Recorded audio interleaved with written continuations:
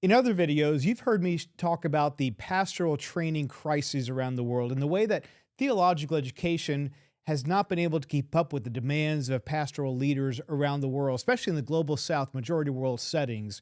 In this video, I want to share about a training strategy that was founded way back in the 1960s that is being still applied today, and how that is being used to meet the challenge I'm just talking about. Let's talk about TEE and what I learned about TEE during my recent trip to Malaysia. What is TEE?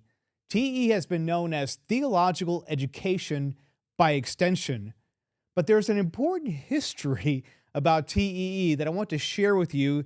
This history goes back even back to the 1960s and before then, but let's go back even further to the early 1900s in Latin America. In Latin America in 1900, there were about 50,000 Protestant evangelicals in the continent. That's a very small amount, but the distinction was between the Catholics and the Protestants in Latin America. By 1950, that number had grown from 50,000 to 2.2 million Protestant evangelicals in Latin America. A rapid growth of the church was taking place in the first half of the 21st century. We also have estimates that by the early 1960s, Latin America had 15,000 trained pastors. And that's good news. 15,000 is a good number, but there were also about another 100,000 pastors in Latin America that had not been trained at all. And so out of the 115 pastors in Latin America, about 85% of them were untrained in the early 1960s, serving a population in the Christian church of about 2.2 to 2.5 million by the early 1960s. Those numbers could be higher, less, whatever, but here's the main point to all this. Seminaries in Latin America could not keep up with the church growth and the growing demands of trained pastors in Latin America in the 1950s and 60s. Sound familiar? Another video that I did also expresses this and expresses the concern around other parts of the world on the same issue. That formal theological education, seminaries, Bible colleges, simply are not equipped. They cannot meet the church growth demands around the world. And so with the growth of the church and the increasing demand for trained pastors in Latin America, there was a seminary called the Presbyterian Seminary in Guatemala that decided to do something about it. Now, this was not just any seminary in Guatemala.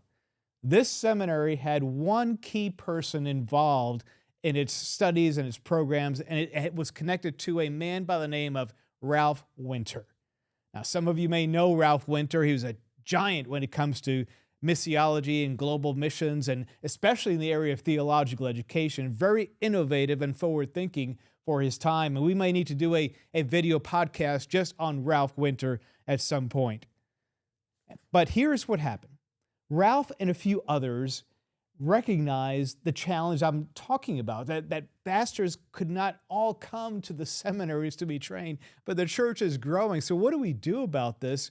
So Ralph and others decided to take the seminary to where the pastors were located. And hence they birthed what has been known as theological education by extensions. Pastors cannot be trained fast enough by the seminary, so why not take the seminaries to them?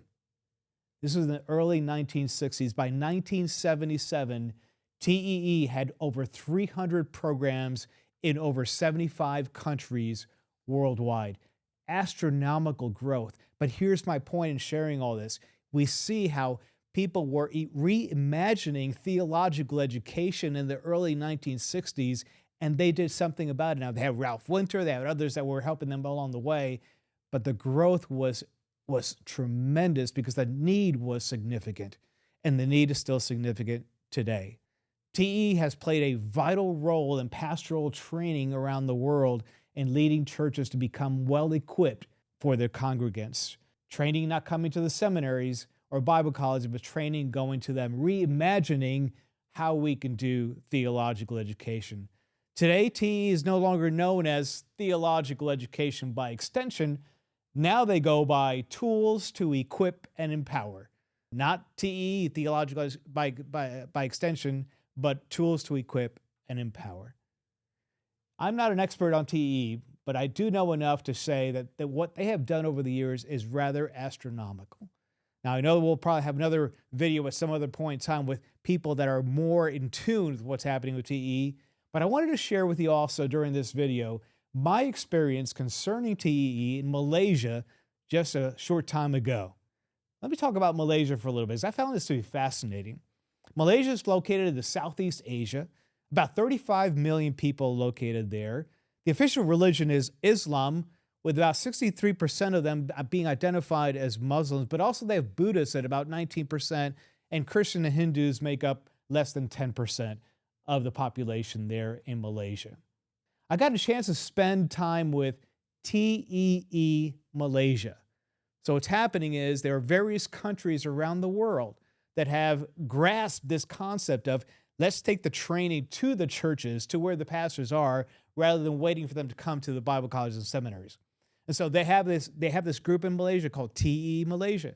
And I got to spend time with them to learn more about how they are implementing this strategy of pastoral training in their context.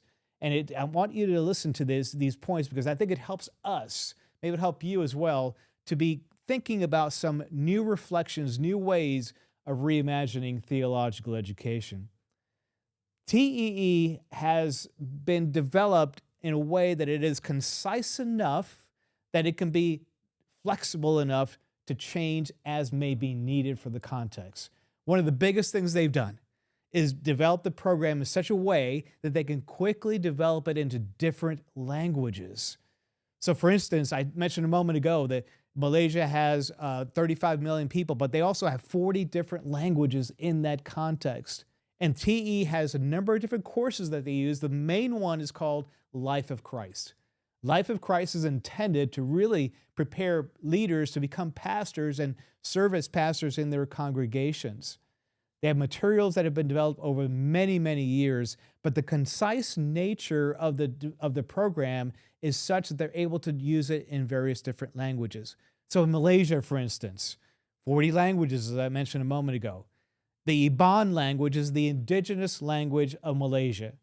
Malaysia is also experiencing a massive migration into their country from Nepal, Pakistan, Myanmar, countries where they're having challenges for those that are living in those contexts, as we might know. But here's what's happening is TEE has recognized this need. And so what they have done is develop their materials now in the Hindu indigenous language, in Nepalese for those from Nepal, Burmese for those from Myanmar, and Urdu for those from Pakistan. They've also developed their programs into Chinese and to Japanese. I mean, this is a massive movement to say, you know what? This program works. We have developed this to train pastors in their context. Pastors are coming here. People are coming to Christ here. Let's develop this into their language. They're able to do that rather quickly. The breadth and scope of their program is impressive. I also heard a story about the Nepalese people that are there in Malaysia, and they are so impassioned, so on fire for the Lord, for Christ. They are there, they're eager, they're hungry to grow and to learn. There's one church, listen, there's one church that meets on Tuesday morning from 12 midnight to 2 a.m. That is the time that they meet, because they're working, they're migrants, they're migrant workers, and that's the best time they found to meet.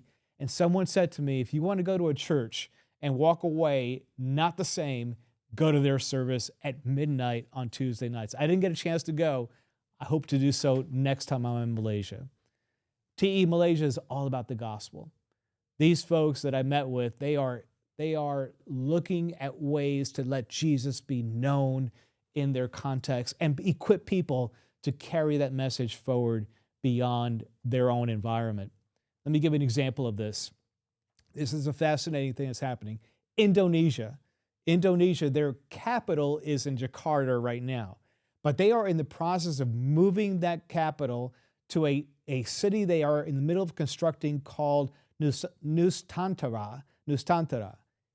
Nusantara is located on the island of Borneo. And Borneo is an island, half of which is occupied by Malaysia, and the other half is occupied by Indonesia. And so what I heard consistently, when I travel, I'm in these countries, I'm listening, I'm watching, I want to see what the trends are. What are people really talking about? And across the board, I found TEE people in Malaysia that are wanting to share the gospel. And when they heard that Jakarta was going to be moving, that Indonesia is going to be moving their capital to this new city, Nusantara in Borneo, they got so excited. They are mobilizing people because now they believe they're going to have a whole nother city nearby that they can share the gospel with. One more thing about what I learned about TE in Malaysia. They are innovative and looking forward to ways to bridging the gap between the formal and non-formal sectors of training. You heard in another video that I did, I used the word flatten. I used the word flatten to talk about how do we flatten the differences between the formal and non-formal sectors of theological education for greater global collegiality.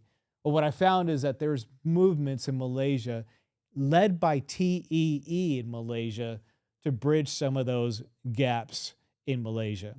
There's a man from Borneo that he flew over to Kuala Lumpur, where I was hosting a conference there. He flew all the way in to hear what I had to say, but also to meet with TE Malaysia because he leads a Bible college and he wants to know how we can do something with TE in the Bible college and start to bridge that gap between the two.